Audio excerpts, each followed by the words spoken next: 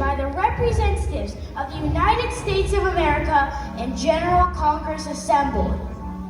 When in course of human events, it becomes necessary for one to dissolve political bands which have connected them with another, and to assume among the powers of the earth the separate and equal station to which the laws of nature and nature's God entitle them a decent respect toward opinions of mankind, requires that they should declare causes which impel them to the separation.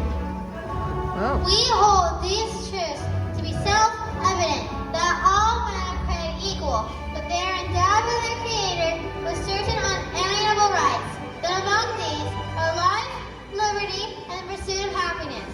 And to secure these rights, governments are instituted among men, deriving those powers from the consent of the governed.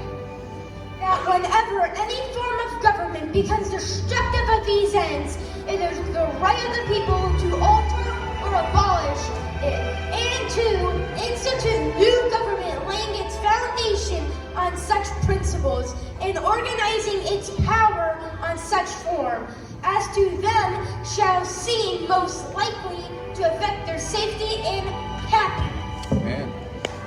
Yes. Prudence indeed will dictate that governments long established should not be changed for light and transient causes. And accordingly, all experience has shown that mankind are more disposed to suffer while evils are sufferable than to right themselves by abolishing the forms to which they are accustomed. Yeah. But with a long train of abuses and usurpations pursuing invariably the same object evinces a design to reduce them under absolute despotism, it is their duty to throw off such government and provide new guards for their future security. Amen. With the patient suffering of these colonies, such is now a necessity which constrains them to alter their former systems of government. The history of the present King of Great Britain is a history of repeated injuries and usurpations, the indirect object of the establishment of an absolute tyranny over these states. To prove this, let facts be submitted to a candid world. He has refused to descend to the law, the most wholesome and necessary for the public good. He has forbidden his governors to pass laws of immediate and pressing importance, unless suspended in their operation till his assent should be obtained. And when so suspended, he has utterly neglected to attend to them.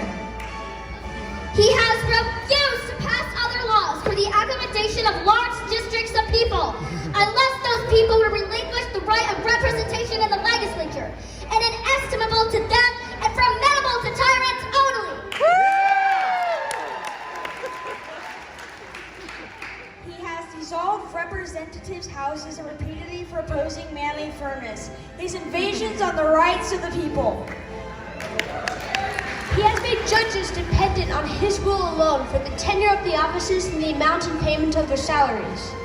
Yeah. He has erected a multitude of new offices and sent hither sworn officers to arrest our people and eat out their substance. He has kept among us in times of peace standing armies without consent of our legislators.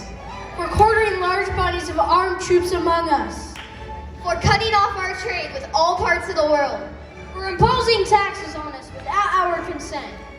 For depriving us in the many cases of the benefits of trial by jury. Suspending our own legislators and declaring themselves invested in power in all cases whatsoever. He has plundered our seas, ravished our coasts, burnt our towns, destroyed the lives of our people, and he has excited domestic insurrections amongst us, and has endeavored to bring on our frontiers the merciless Indian savages, whose known rule of warfare is an undistinguished destruction of all ages, sexes, and conditions. Nor have we been wanting in attentions to our British brethren. They too have been deaf to the voice of justice and consanguinity. We must therefore hold them as we hold the rest of mankind, enemies of war and peace, friends.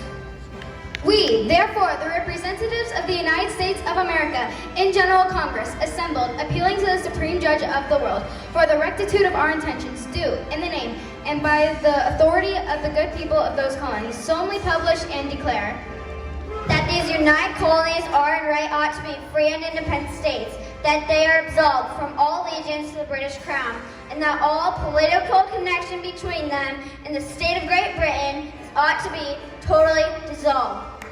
And as free and independent states, they have full powers to levy war, conclude peace, contract alliances, establish commerce, and do all other acts and things which independent states may have right to do.